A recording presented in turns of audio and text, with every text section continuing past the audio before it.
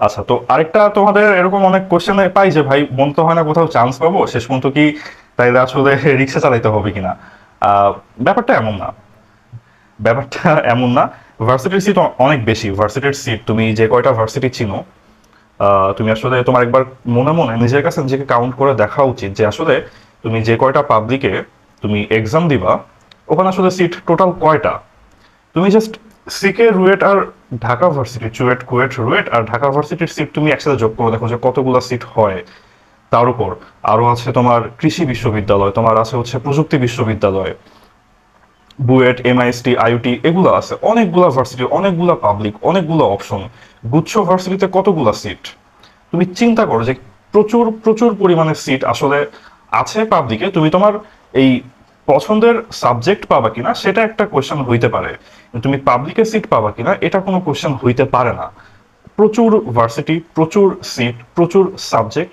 তুমি যদি এই 4 মাস 5 মাস টানা পড়াশোনা করো, অবশ্যই অবশ্যই তুমি শেষ পর্যন্ত একটা সিট পাবাই। সিট পায় না কারা? যারা পড়াশোনা না করে ছেড়ে দেয় মাঝখানে, এই 2 মাস পর ভাবে আমাকে দিয়ে হবে না, ছেড়ে দিই, নাম্বার কম আসতেছে ছেড়ে দিই।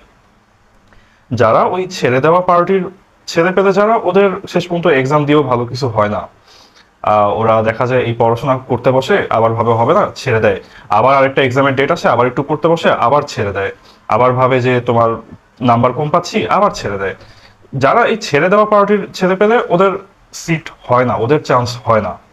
যারা ভাবে যে না আমি শেষ দিন পর্যন্ত বসে থাকবো, আমি শেষ দিন পর্যন্ত লেগে থাকবো, শেষ দিন পর্যন্ত পড়বো, চান্স পাওয়ার আগের দিন পর্যন্ত আমি পড়বো, ওরা ঠিকই কোথাও না কোথাও চান্স পেয়েই যাবে আসলে। তো সিট অনেক বেশি, সিট অনেক বেশি। তোমরা এত দুঃখ নিও না যে তোমাদের আসলে শেষ পর্যন্ত রিক্সা চালাতে হবে। আর যদি নাই হয়, যদি নাই পারো, তো কি করবা? শেষে বিজনেস শুরু করবা, নিজের একটা উদ্যোক্তা হবা, বিজনেস শুরু করবা, একটা এন্টারপ্রেনার হবা। লাইফে তো অপশনের অভাব নেই, এটাই তো জীবনে একমাত্র অপশন না।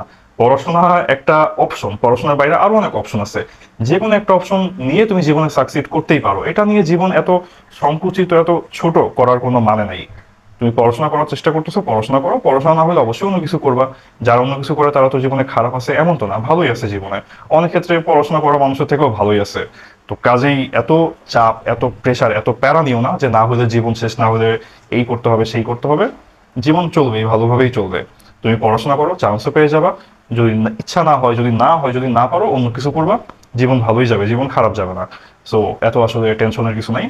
একদম মাথা ফ্রেশ রেখে এটা এনজয় করার ট্রাই করো। এই অ্যাডমিশন পিরিয়ডটা তুমি তোমার সারা জীবনে কেবল একবারই পাবা। তো চেষ্টা করো এই সময়টা এনজয় করার, এই জার্নিটা এনজয় করার। ইনশাল্লাহ জীবনে ভালো কিছুই হবে তোমার।